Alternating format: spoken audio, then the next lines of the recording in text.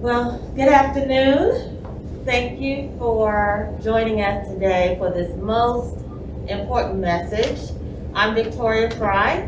I am the founder of Black Lotus Sanctuary, which serves those populations who are underserved, underprivileged, and underappreciated.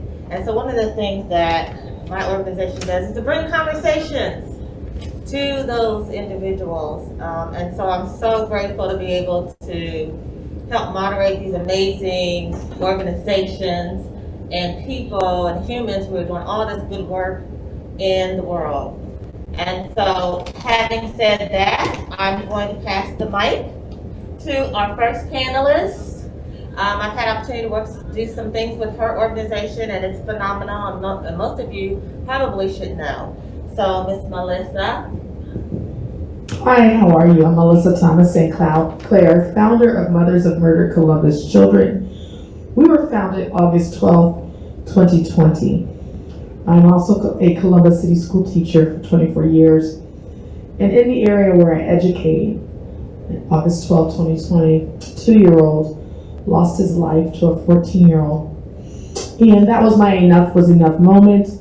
And as I've been told, or as I've told many people, I put a blurb on Facebook where I wanted to be more proactive. I lost my son to murder April 29, 2013. And in a small way, I was using his testimony with my own students in my smaller community. As I saw an uptick in violence in that 2020 banner year, and I saw our community as divided as we were, I knew that I had to get out of Facebook and get into the communities. And my co-founder, Carla Harris, went to the call to action, and we are here to support mothers, families, and anyone who's been affected by violence, but also crime prevention. Thank you, Melissa. My name is Dion Green. How I got involved in this fight, August 4th, 2019. There was a mass shooting that happened in Dayton, Ohio that killed 9 people. One of them persons was my father that died beside me in my arms. Ever since that night, I've just been a voice, just been a present, just being a shoulder, being an ear, being any and everything I can do to help my fellow survivors, their families, and also myself. We're all up here have experienced some type of pain. That is what brought us together, and it doesn't get easier. I thank these ladies for being here because I've worked with them in numerous ways, just coming together and just seeing their strength and their courage, because they don't have to be up there, they don't have to be out there, but they're still fighting, not for their loved ones, but for also other people's loved ones.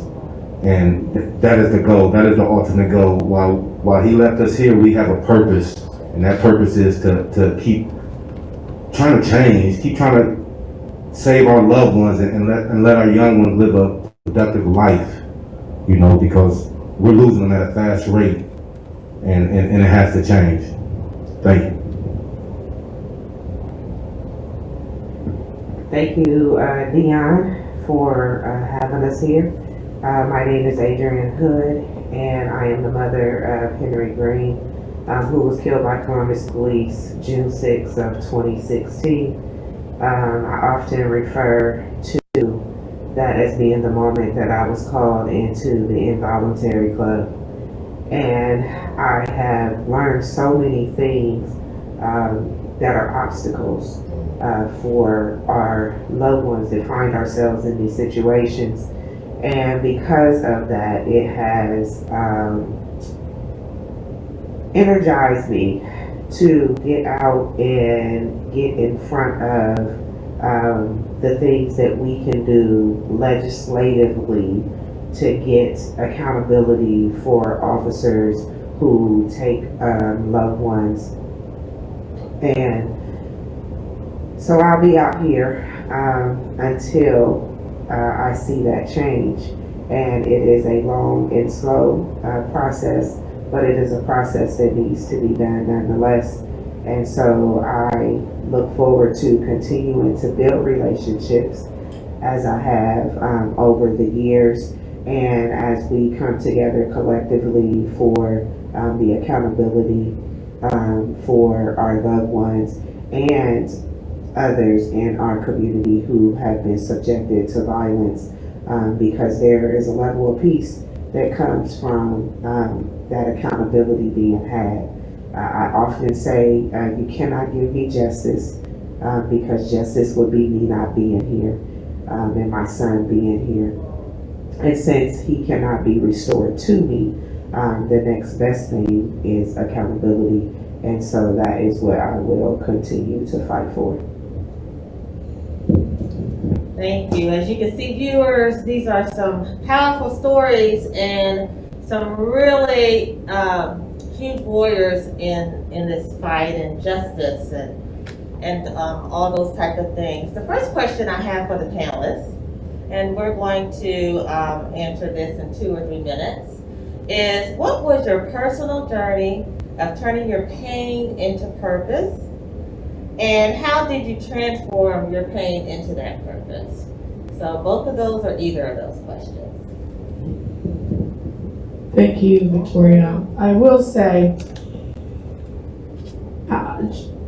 trauma has been a part of my life since I've been in my mother's womb. And understanding that untapped trauma and identifying how I carried that generational trauma onto my son and owning that piece on how his decision making was from some of the untapped trauma that I carried into his spirit was my first step in really pushing the mission that I'm pushing. I had to take ownership. First, I had to heal my own trauma. Let's start there. On January 25th, 2019, I was hit by a drunk driver, and that put me in a space where I could only, and I mean only, solely rely on God. I had always had a faith-filled heart, however, I also had one foot in and one foot out. God had been calling me to this action long before, and I wasn't being obedient. When I was in that cocoon, I was able to really soul search, heal from some of the generational trauma that had been handed down, and take ownership, and then be transparent to the communities that I'm serving about where my shortcomings were that may have imparted some decision making that ultimately was a factor in my son's murder. So to say that is, in order for me to really truly start this mission and start changing the pain and putting it to purpose, is taking ownership and then healing from my own personal trauma. Thank you. And can you repeat that question again? Yes. Sure. Yes. So what was your personal journey of turning your pain into purpose, and how did you transform your pain into this purpose? First of all, not in a million years I thought I'd be sitting up here beside these ladies and speaking about the pain that we have received, that had happened to us. Because for a while I was in a dark place. I didn't care about nothing. I didn't care about family. I didn't care about my life. You know, I was just in a dark spot. Then all of a sudden, one day I just woke up and said, I'm going to step into this and speak about who my father is. And that day led me to where I'm at now. And I've been speaking ever since, keeping his name alive, working, just being consistent, you know, but it's also healing to me because I always share my story like Superman. You know, his weakness was kryptonite and his energy was the sun. So every time I get around a survivor and I endure their story, it re-traumatizes me. But my son, my energy that gives me the strength is when I see that survivor put a foot in front of the other and start moving forward, but also being able to speak on it and speak about it. Because as much as we don't like to speak about it, our pain creates change. And it's not an easy fight, you know, because with pain comes emotions, comes anger, comes all. So, you know, I don't know. This is just the road that he gave me, and I decided to step into it and let him guide me in the direction that he wants me to go. I wake up every day, don't know what direction to go, but he always tends to put me in that direction. So, you know, that's it. Yeah, thank you. So, we know nothing happens by happenstance.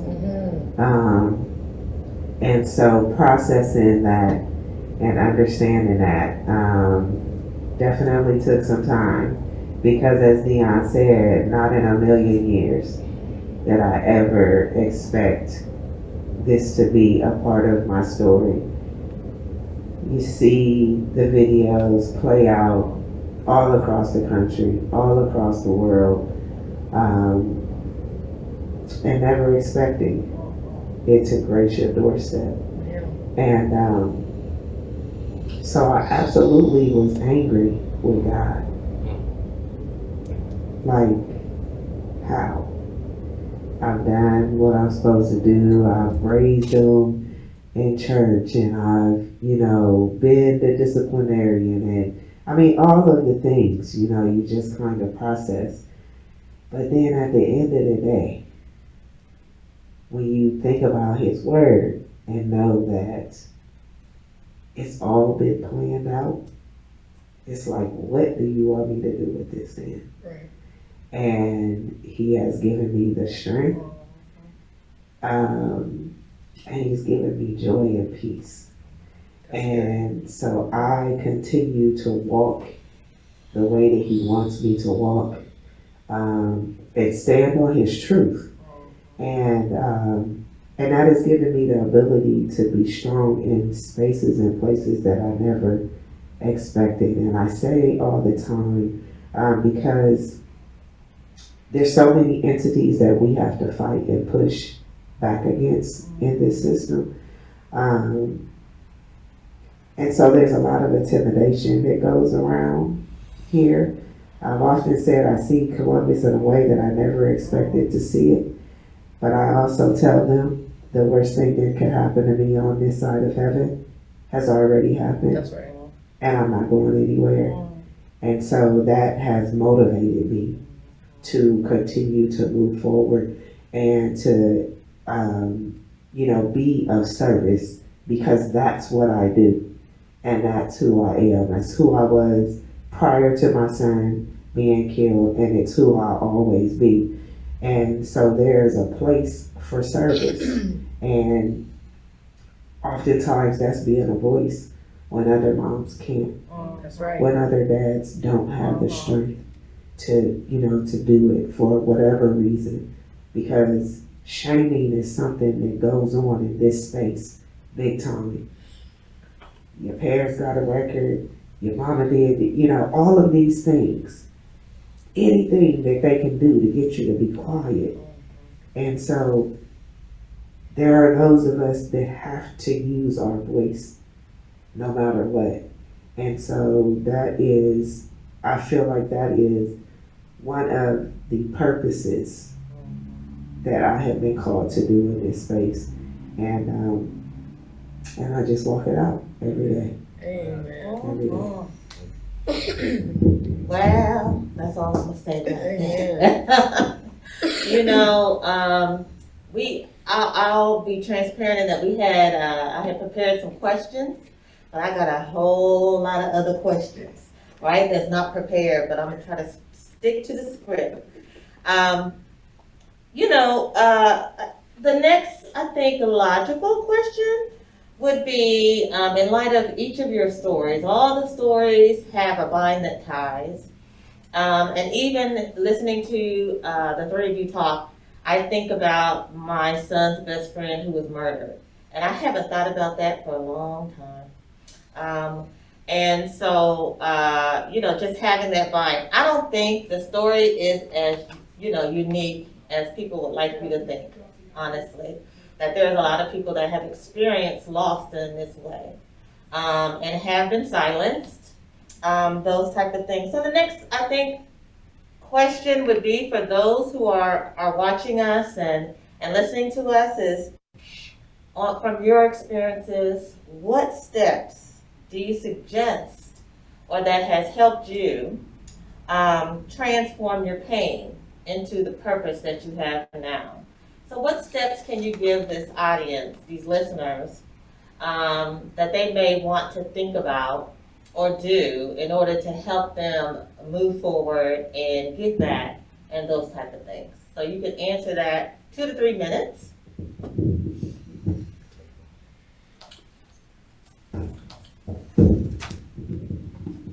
First, I will say, get some help. You can't be sick and be out here trying to help somebody, because eventually your sickness is going to show up.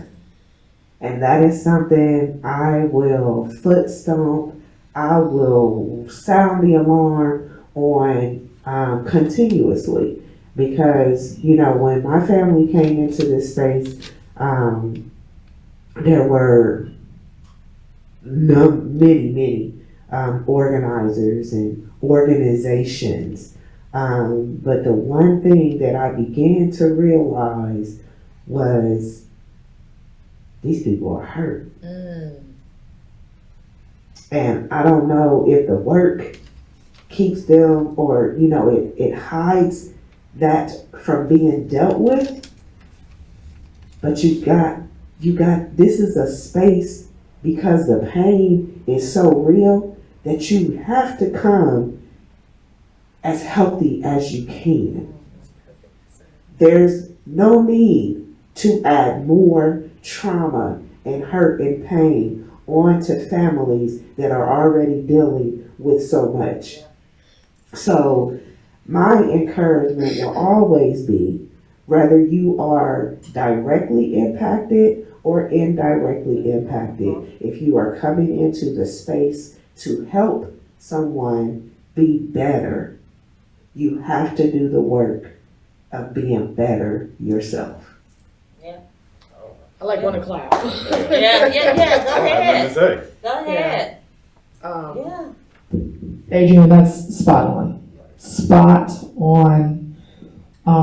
As I opened, it was so imperative, and I didn't even know. So once my son was murdered, I suppressed. I dove deeper into education and deeper into my students and my, at then the time, 10-year-old, I suppressed. I never dealt with it until I went into that cocoon. I didn't know this was the mission coming forth. I didn't ask for it either. I didn't want the charge because I didn't understand until that push came that was undeniable. But had I not done exactly what you just said and healed even the residual trauma that was outside of my son's death, there would have been, I would have folded. This mission, you have to be healthy or you will fold. Because as Dion has said, it's draining. You're taking on the energies of so many willingly. But in order to inhale that energy from so many different entities, you've got to have a strong foundation to stand on. So my advice also to anyone who is trying to go into a purposeful moment for their pain is to move at your own pace, understand your shortcomings, be transparent with yourself where you are in your journey, and not have anyone dictate where your healthy mindset should become to fruition. But gain that support system that Miss Adrienne has said, and ensure yourself that, yes, you can have these emotional moments. You can feel so desolate and isolated and lonely and hurt and frustrated and angry. You just can't stay there. So that support system and healing at your own pace is so important. And for me personally, this is not to put it on anybody else. For me personally, my foundation in my relationship with God. That is the only, thank you Joyce Ann Thomas, my mother, for giving me that foundation when I was a baby, but my God, there's no other way for me to help you without him. I would like to speak on that about the trauma part. As I always say, it's okay not to be okay, but I'm working on it. You know, with trauma comes isolation. That's one of the best friends, and I know each one of us up here that have experience that don't want to be bothered with nobody. And it's all right to experience that, but you have to move up out of that. And that comes with a support system, whether it's social, whether it's community, whether it's faith-based, whether it's your friend, you know what I mean? But you have to have a shoulder to lean on, because when you experience trauma like this, we lose lack of trust. Yes. Because I might lose my dad today, and people's all around for the next 5 days, now they think I'm healed. Yeah. Excuse my language, shit, it don't go away for years. And so, you know, when people think, oh, well, he's moving forward, no. Yeah. I'm just doing all right.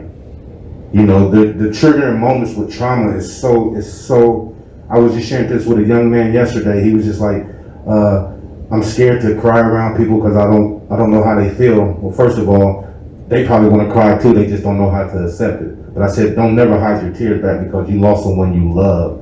And them triggering moments can bring, because my triggering moment is, I own properties, but my father was always my painter. So when the tenant moves out, it's time to repaint the house. And now I gotta look around for a painter. But guess what? I do the painting now because that's me and my relationship to my dad. So as I paint my house now, it's a bonding between me and him that me and him only has. But every time it happens, it puts me in a moment like, you know, just that flashback. So there's so many things, and you got to take care of yourself, because I always say you can't pour on nobody if you ain't got nothing in your cup. So you got to take time to decompress, to scream, let it out, however you do, to reset yourself, because this fight is draining. So thank you, ladies. Whew. Yeah, that trauma, and there's lots of talk, lots of webinars, lots of all kind of modes of conversation surrounding trauma. Do you think, the three of you, think that transparency regarding your own personal trauma, the ability to find those pathways to help you heal and to be resilient is key to continual lifelong healing? Because these things are lifelong journeys, right? And so do you think that those things, finding those things is crucial? Dion talked about how when he paints, he feels more connected to his father because his father was his painter for his house. So what are some of the things, and saying all that, look, I really want to talk to you guys, right? But we only got an hour. So what are some things that you can think of for you personally that helped you to reconnect or connect or continue to connect, however it was for you, with your loved one? That has just some normal day-to-day things, like it's not, so the connection is not always these big, huge things, right? It could be these small, little, micro moments, thoughts, right? So if you can answer that, if you feel comfortable answering that, please do. What are some of the things that help you to reconnect and remember the joy from that loved one? In the first 30 days, well, let me go back. The very first time I was able to see my son in person, I think a week had passed after he was murdered. Big shout out to Marlon Gary, thank you. Yeah. Chapel of Peace, who, my son looked like he was sleeping. So I sat and with my legs crossed, crisscross style. And I looked at him at the shelf, and I heard him speaking to me. This is real talk. It is. And we were having a dialogue. And he told me in that moment, Mom, it's beautiful here. It's bright, it's colorful. I hadn't heard stories like in the movies about what heaven looked like. But he's telling me these things of affirmation of where he was. It was the most, I had not been at peace until that moment where he just was talking to me. So as I'm inhaling this and I'm thinking, if I share this, people don't think I'm crazy. Like I'm having this real conversation with my son. So what I did for 30 days, maybe 45 days, my son was alive. We went to lunch together. I would take a picture of myself and then find a picture of him. I went to Old Bag Nails with my son and had fish and chips. Well, Went past the site of where he last took his breath and made my resolutions there. Had rituals of going to where, now this may or may not have been healthy, but for me, I needed to go where the incident happened. And I went there every day because it's in the same community I educate. But I made resolve. I inhaled what happened to him. I said to myself, this happened. You know definitively where he is now. Treat him as if he is alive. So I refuse to allow anyone to speak about Anthony in the past tense. When I answer questions about him, it is he is, it's not was. present. It's present tense. And then I wear him every day around me. Okay. And I ensure that in this mission, whatever piece of him can rise or raise up a spirit, I try to do that in honor of his legacy. Thank you. Does anyone else want to answer that?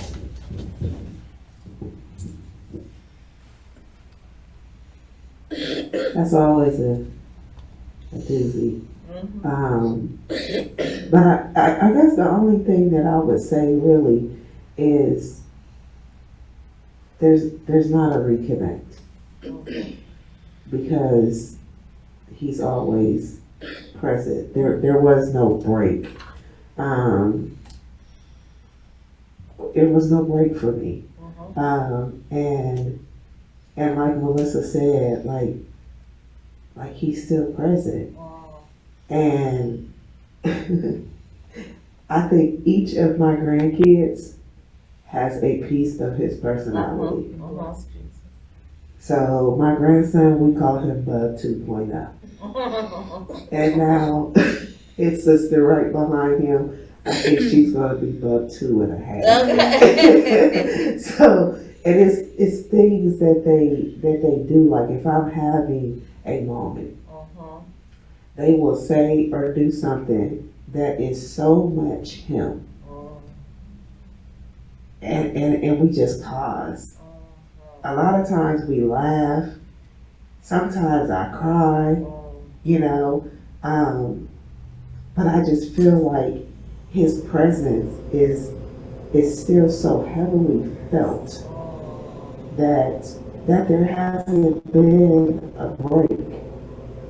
And they all look like my son. And he didn't have any children. Wow. But they all look like my son. And it's like, oh my God. It's like a repeat of sort. Yeah. And I'm so thankful for that. I'm not one that spends time at the graveyard. Yeah. He's not there. His shell is. Yeah. He is not. Yeah. And God brought it back to me so vividly the day that he went up and gave his life to Christ. Like he just gave me a peace, like, daughter, he good. Come on now. If anything, I'm jealous. Yeah, yeah, Come on now. yeah. But I know it's work yet for me to be, That's right. you know, to do here. My son touched so many people that I couldn't even begin to speak on that. Yeah. Just showing up to the funeral, people stood in line for 2 hours just to get up to the casket and show their respects. One of my bonus sons was the first homicide of this year. So we're dealing with that Of 2022. of 2022. Yeah. Do you want to speak his name? Andrew Thank Santiago. you. And he made an amazing song for Bub this year. That Be Easy Day, you know. And then I got that news, Yeah. you know. And he is one of the young people that Bub brought home and he never left. My God. So, you know, that the trauma, it'll continue on, but Bud was touching so many people Yes. that there's never been a disconnect for me. He just continued. Those boys still come to the house. So when I need it, God sends it Yeah. some kind of way. Yeah. Yeah. Yeah. No. Okay. I tell you know, I just feel a level of gratitude to be able to sit here and hold space with you all, with your stories, and to just listen, and try to inhale some of the good and the education that we're getting. And I hope our audience is feeling the same way. I'm sure you can feel it through the screen. Hopefully you can. Feel free to ask some questions. I'm monitoring Zoom. So if you have some questions, I'll do my best to get them in towards the end of our time together here. So let me ask this question, because we've been talking a lot about trauma and triggers and all those things, and then how we're moving through that. How do we show ourselves or show things to ourselves or have honor in God and having our purpose? Do you believe that these type of situations of loss are kind of secret weapons to moving forward? Do you think, and it may not be those terms exactly, but however you describe it, because we all describe things a little differently sometimes, but do you think these challenges are kind of secret weapons in achieving success, or for the work that you've been put on this earth to do, or your anointing, or any of those things? Do you feel that way? Yes or no? Whatever the answer is.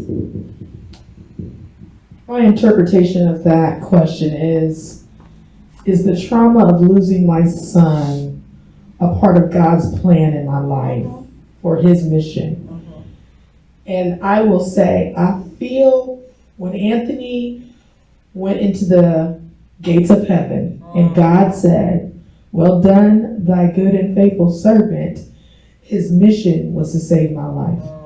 I was 16 years old when I gave birth to my son.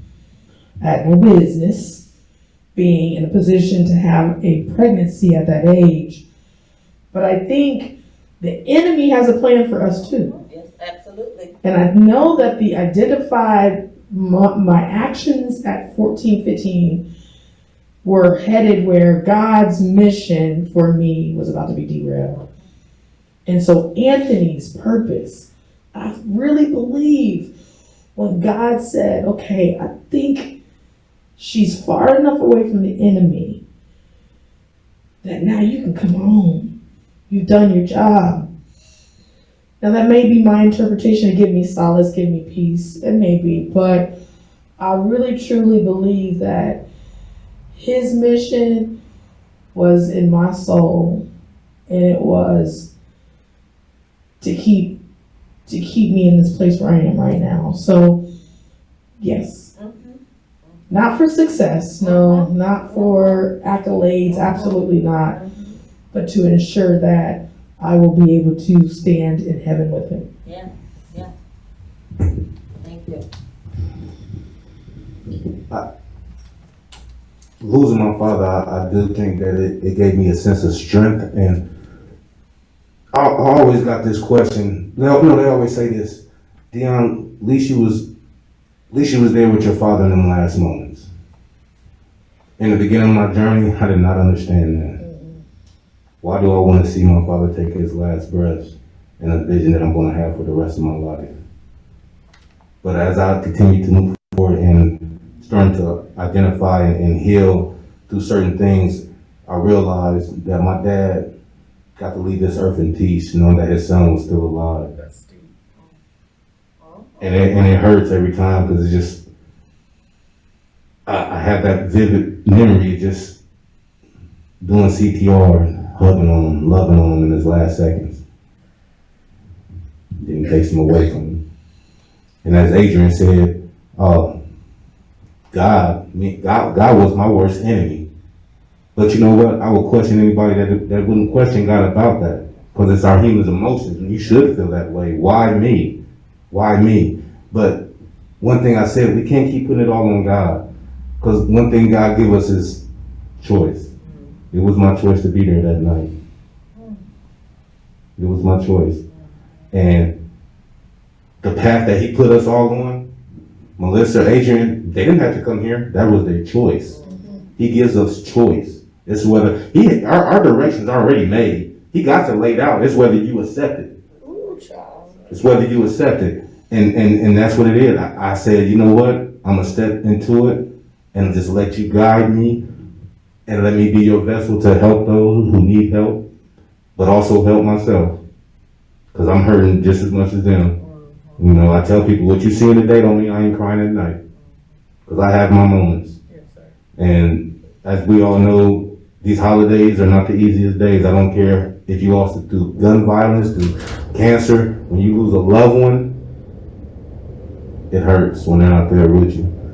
So I just love that I have the support system around me like this, because you cannot just have certain conversations with certain people and they understand.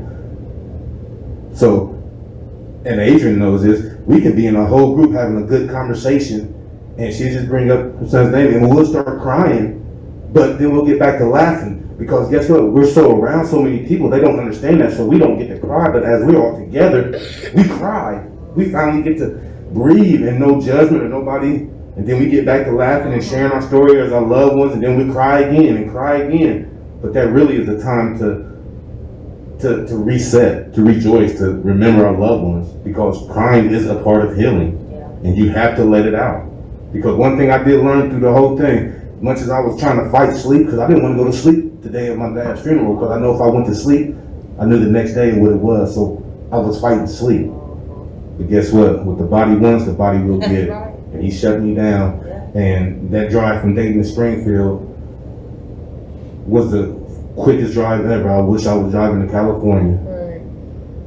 And as we got into the city limits, it was just, my heart started beating and the world just started spinning around, because this was the last moments I was going to send my father off. Man. Thank you. A blessing in the mess. Something that Dion said made me think a little deeper on, I often hear people say, if there's a God, then why? Is this evil? Is that evil? But just what Dion said, life is about choices. It's about choices. And I'd rather love someone that loves me enough to allow me to make a choice. Even though that choice sometimes causes pain for someone, that's the God that we serve, that the choice is available. the choice is available. So I know that even the loss of my son is painful for us, for those of us that know Bub, that spent his life with him. That's painful for us. However, his life is touching and changing so many more than just our family. So I used to say all the time, and I still say it, my life is not my own. My life is not my own. I will be able to help somebody who's going to walk where I've been. Again, absolutely not expecting this to be that. But yet still, I still hold on to that, and I truly believe that my life is not my own. It's not for me to live. We are a communal people. That is the way that we were designed, and it's been the design from the beginning. And so because of that, when we don't understand, like Dion said, and like I said, those moments where that anger is real, and if you walk around as if it isn't, then I question how in tune you are to yourself. Because in this space, you need authentic people. You need that transparency. We have to be where people are able to see us at our best and at our worst. Because it allows people permission to really feel. We give that permission by us being in the space that we are in, accepting the responsibility that we have to be out front, because we represent thousands. But for us to be out front and still be human and still be vulnerable is also a place of healing for so many others. So yes, there's a blessing in all this. Yeah. That's good. So good. I'm watching our time and looking at questions that may come up from our audience. So leaving some minutes for the end if there's some questions that come up in the chat.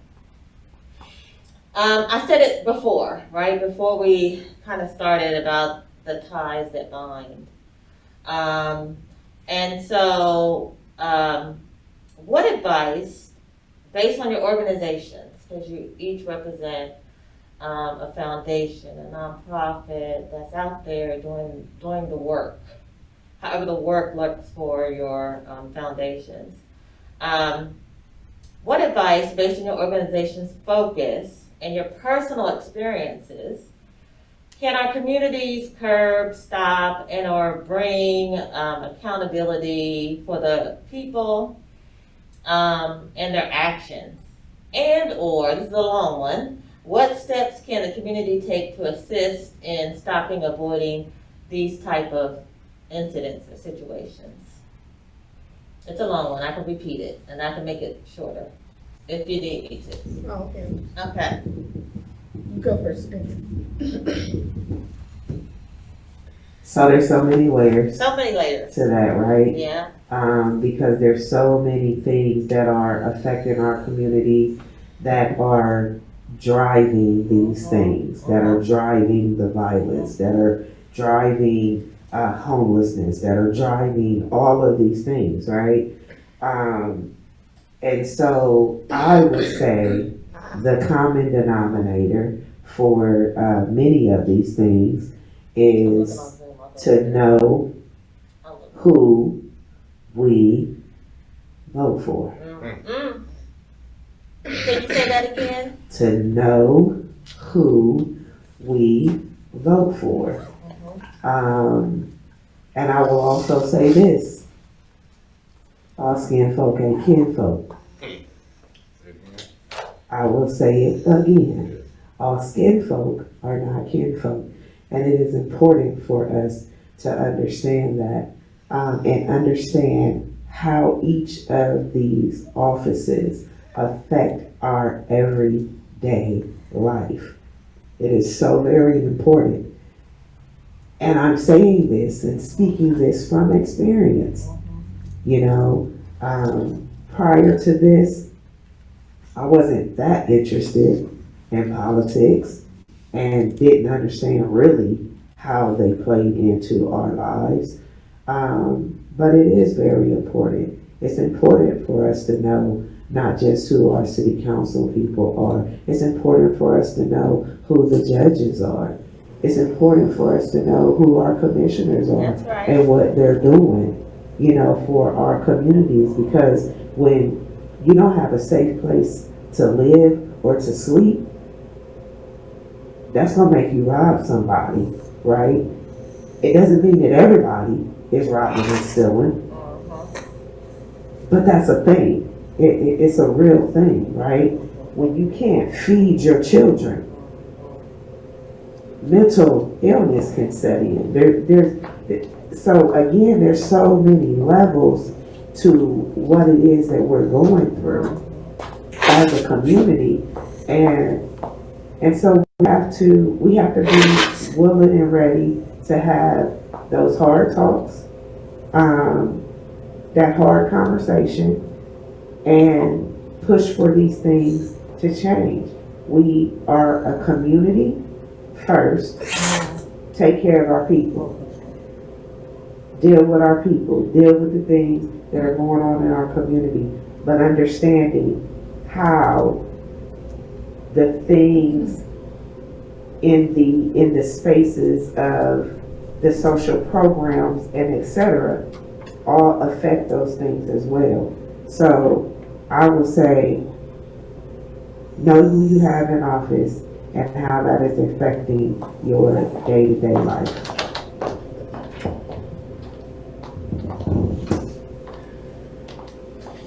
Okay, I got a question. You wanna go ahead? You good? Okay, thank you. So there is a question in the chat, and the question for the panel is, how did you get healthy physically and mentally? And so you answer that however you answer it. So the question in the chat again is, how did you get healthy mentally and physically? Whoever wants to start. It's a good question. Because I'm still fighting till today. And I might not never be 100% healthy. But as long as I feel like I'm doing better than I was the next day. And like I always say, with walking forward through trauma and mental health, you might take 5 steps forward and take 3 steps back. But guess what? You can't give up. You cannot give up, because there's going to be them days that just going to want to just put you down. Because I'm telling you, since I've been in this work, the devil works in my ear so much. But if I wasn't doing nothing, he wouldn't be in my ear. But I'm sitting here, I'm speaking up, I'm sharing my tragedies, trying to break the stigma on mental health, to let people know that it's okay not to be okay. It's all right to cry. It's all right to tell people what you're going through, because how can I help you if you don't talk to me? But I always say, how can I help you if you don't want to help yourself? I'm always going to be that support system to take you through the journey to where you need to get to you know, whether that's taking a walk, getting therapy, but you have to want it yourself. You know, you have to want it yourself. So, you know, the main thing that helps me on my journey when I'm down, I always share, canoeing is my relaxation. That's how I decompress. I go down the river, no phones, and there's nothing like connecting with nature. It's water, it's birds. So I just go down. I might go canoeing 5 days a week when I'm feeling overwhelmed, you know, because it resets me, and it takes me away from life. And sometimes I need that. you know, because I'm always thinking, what can I do? How can I help? You know, what solution can I, you know, how can I be better? So, you know, in my family, man, you gotta have great people around you, because, you know, I spoke to Adrienne the week of Christmas. I said, I'm not doing too good. And she said, brother, I understand, you know, take care.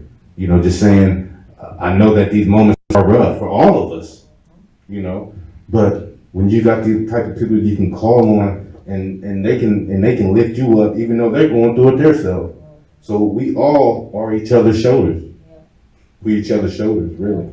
So and just taking care of your body and your mind, you know, that's the only way that you can continue doing this fight, because we are a piece of work. Yeah, yeah. So what I hear from what you're saying is you do canoeing for the physical piece of it, and then you surround yourself with your people, right? Yeah. Like that support group. Yes, ma'am. You know, I was told a long time ago, you know, you gotta find your people.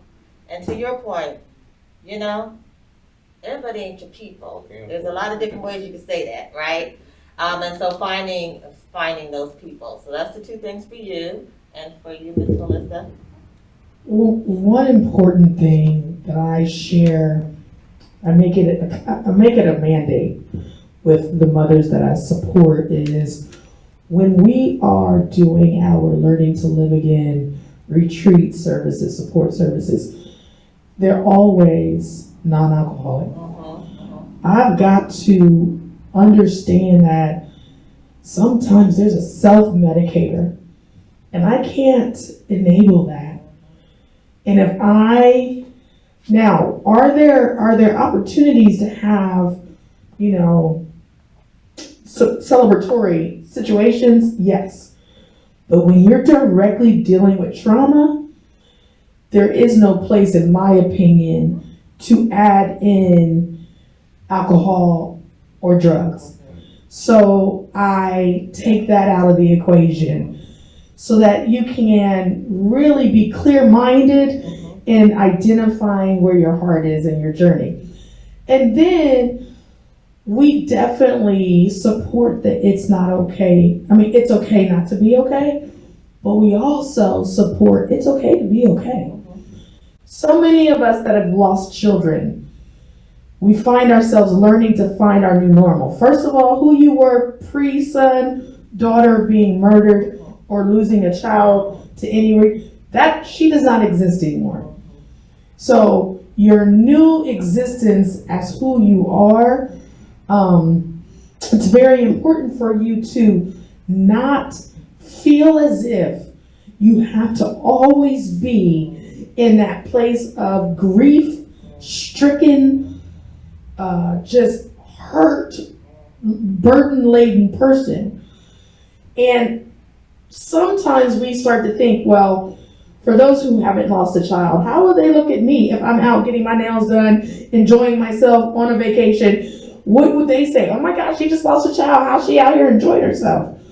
Well, thank God for any mother who has not lost a child, for you not to have that understanding. But we also take the guilt away from being okay. Because sometimes feeling okay, you start to look at the judgment. Yeah. You have to be on your own healing cycle, and reinventing who you are is quite imperative in this journey. Yeah, thank you. Adrienne? So I always say, if it had not been for the Lord who was on my side, where would I be? So that's number one for me, always. And, you know, to Melissa's point, because I know him, because I know who I am in him, it don't look the same for everybody else. And I'm all right with that. Amen, amen, amen.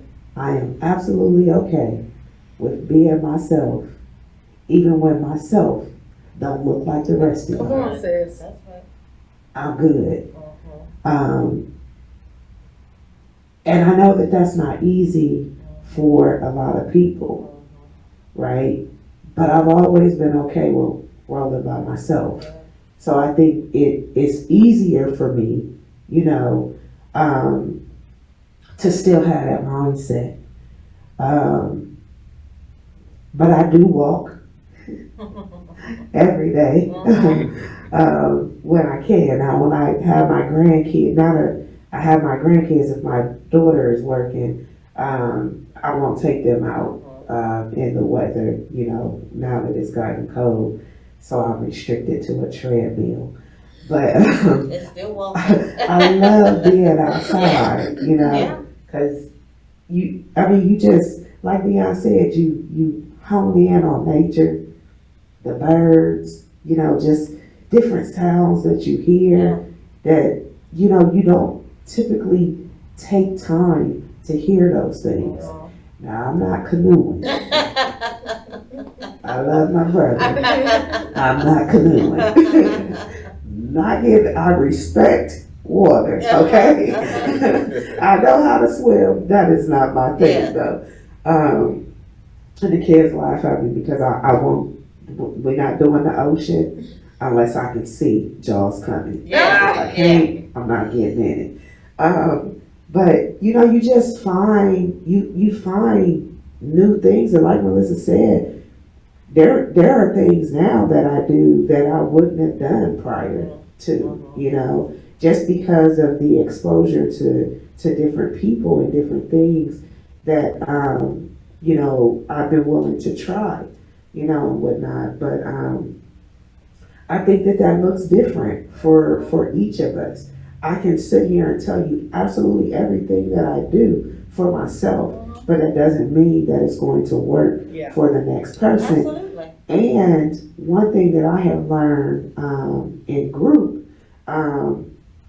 is that sometimes it takes more things for somebody to be at a place of wellness than me. It might take me 2 or 3 things. But my sister or brother over here, it may take them 5 to 10 things, right? So I would say be willing to try different things, and don't box yourself in. Be willing to try different things. For me, always starts with my cornerstone, which is my Father that keeps me every single day. And then, you know, I do walk. I am committed to that. I really need to be back in the gym, but, you know, we'll talk about that. We'll talk about that. You know, but, you know, just keeping myself, you know, surrounded with good people. I don't do drama. I will chop you off at the knees real quick because I just don't have time for that. Life is too short. So, yeah, those are my things. They may work well for someone, but I think that it's important for us to figure out what that is for ourselves and be okay with that. Yes, thank you. I think the question from the audience may have been, not speaking for that individual, just some other ideas, right? Like, what are you guys doing? And sometimes they expand your knowledge of things that you can do, right? Because we do get stuck sometimes. I mean, you know, I recommend yoga, but of course, because I'm a yoga teacher. But, you know, there's meditation, there's walking meditation, there's canoeing meditation, there's sitting cross-legged and having conversations. That's meditation, that's healing. So, yes, I think there's so many things out there, but I agree with all of you that you've got to open yourself up to other things, right? And so that's crucial. That is crucial. I don't want to miss a piece of that question, though. Oh, okay. There was a piece of the question that says, what can the community do? Oh, the question beforehand? Yes. May I address that? Yeah, I was going to ask it again. Oh, okay, yes. great. No. Let's go. Let's get it. Let's go there. I noticed the time and I said, well, I need to at least hit that point because 200 plus homicides, 175 homicides 2020. This cycle cannot continue. And I try my best to not look at the media sites, not look at certain Facebook posts and respond to in a visceral way to some of the community's blame game. We have all got to put a mirror in front of ourselves. We have all collectively have to say, what can I contribute? Her mission is authentic to what God has for Adrienne. Dion's mission is authentic to what God has for Dion. And all of the wonderful organizers out there, those missions are authentic to them, but they're doing something. Adrienne's not blaming me. I'm not blaming Dion. We don't have time for a blame game. Could we all be doing something different, better? Yes. Does everyone have their opinion on what this mission could look like for them? Yes. But to the people I want to be speaking to is these people. If you have not done anything and you have a voice that is a blame voice, shame on you. And I have to say that very, very loudly, shame on you. Get up and find your authentic way that you can contribute, that you can be a part of the solution. Because the blaming is only going to be a part of the problem, and it'll keep us where we have 300 this year, and then 400 in 2023. So we have got to stop blaming, for one. And then for two, we have got to make sure that when people are doing something, that either you say nothing about what they are doing, or you contribute in a way in which will rise them up in a positive light. To the community that is contributing to the crime, you can have a growth mindset. You can come to a different way in your heart. There's help for you. And to the community that knows something, say it loud with me, say something. Thank you, thank you, thank you. So we are drawing to an end, but I must say I had to take up the charge of participating at the commission level. And so just so if there's anyone out there in the Greater Hilltop Area Commission boundaries, hit me up because we are looking for committee members. So there's an opportunity there. And I'd like to ask for you, all three of you, if there are individuals that want to be involved in your foundations, your organizations, whatever the case may be, what can they do? How should they contact you? What are some needs that your organizations need? Whoever wants to start. Well, first of all, you can contact me at fudgefoundation.org. It's the website, or Facebook, LinkedIn, Twitter, or however your choice may be. We always need a voice. We always need more people to stand beside us, whether it's in the courthouse, whether it's in front of a house, in front of the state house, whatever. Get involved. People always want change, but they don't want to be a part of it. So yes, you can reach out to fudgefoundation.org, Fudge Foundation, and help survivors, and that's what we do. Keep going. We can always use more funds. Right about that. Funds is what helps us continue to do what we are doing. You can reach out to us at Ohio Families Unite Against Police Brutality. I would say our Facebook page, and then all of the information is there. You can message our president, Sabrina Jordan, from there as well. And when we are doing something, because we do go to different cities across the state, so if we are doing something in your city or close to your city, we can always use more hands in those spaces. So that would be greatly appreciated as well. And again, you can go to Ohio Families Unite Against Police Brutality and reach out to us that way. And we greatly appreciate it. mothersofmurderedcolumbuschildren.com, and we have all of our social media links there. Of course, funds are so important, so we look forward to any donation. No donation is a small donation. And then when we are absolutely saturating ourselves in the community, there's power in numbers. Show up. And really, honestly, The most free thing that you can do is share. If we have something that we've posted on Facebook, if there's something in our social media, it takes nothing but 2 seconds to hit share. Please get the word out. This is not about celebratory exposure. This is about exposure. Exposure for a mission to decrease crime in the city of Columbus and increase the peace. Thank you so much. So you heard that. You heard all their organizations.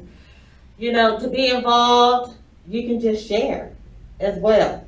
But you have to be active. You have to be involved. If we want those numbers to come down, if you want to have a voice, if you want to speak for those who can't speak, this is the time to do it and to be consistent in it in some kind of way. So do you guys have any last thoughts, comments, call to action, anything else that you want to share as we come to a close? My only closing statement is big shout out to all the sister soldiers, all of the mothers who have lost children to violence in any capacity. Whether you are watching from Columbus, Dayton, Springfield, Central Ohio, across the country, nationwide, your strength, as minimal as you may see it, you woke up today, you're watching. That is big. I commend you for your willingness to move forward and your willingness to heal just by watching this podcast. I salute you and all that you do. I salute my team, Jacqueline Castlemeyer, Carla Harris, Janae, and Michelle Monroe. I salute all of you. And I thank you for your support. Mothers, you are my reason. I would first like to say thank you because we have a lot of allies that show up that do not have to. And that is so greatly appreciated. I would also say for us, we know that a lot of the change that we will get as far as accountability is concerned is going to come by way of legislation. And so we need support in that way. We need the community to be contacting their legislators, be it on the local level, state level, federal level. We need those communications to continue to go forth so that we can get the legislation changed that continues to protect. It's not just law enforcement, it is governmental agents of all sorts that are covered under qualified immunity. And until we have precedents changed in that arena, we'll continue to see the egregious acts that we see and no accountability take place. So I would say, continue to push for the legislation to be changed, and that is only going to come by way of us continuing to put the pressure on our legislative officials. Thank you. Yes, it's so true as what Adrienne said and Malissa, share, donate, get involved some way, somehow. The legislation part has been one of the main things that made me got started in my foundation. 3 weeks ago, one of the bills that I've been fighting for got signed into law by Governor Dion, Senate Bill 36. And if you know what the victim crime bill is, there was a lot of stipulations to that, So I got all the stipulations off. So should no parent have to worry about burial expenses or mental health when it comes to being a victim of crime? So this is one small step for Ohio, but I'm still working on a national platform to change it across the country, because there's a lot of disparity when it comes to the victim of crimes in the Black and brown community due to having felonies and certain things. So this is one small step. I'm happy that it passed, because the reason what made me that was the reason what made me start my foundation. I got a letter from from the state of Ohio denying me victim of crime access, and once I figured that out, I said if I'm having this type of issue, I know people all over have this type of issue, and it is. So I work day and night in that state house there in high COVID numbers, speaking, sharing my testimony, you know, trying to better the situation. Because as I always say, I don't care how much work me, Malissa, and Adrienne do. When we get in that car and go home, our loved ones is not going to be there. So please get involved, because we're not doing this for us. You know, we're not doing this for us. So please just get involved, share, donate, because this mission is not cheap. That's right. But we continue to still do it, and what people fail to realize is out of our own pockets. So please give it back. Like, So the point here is give back, right? There's so many opportunities and so many ways you can do that. It doesn't always have to be money. It could be involvement. It could be making calls. It could be standing up for changes in legislation. It could be simply going door to door. It could be sharing information. All that is helping. And so this work, whether you know it or not, affects everyone, directly or indirectly. So if you find it in your heart to assist, please do that in the way that feels most authentic to you. Okay? So we're done. Thank you for joining us.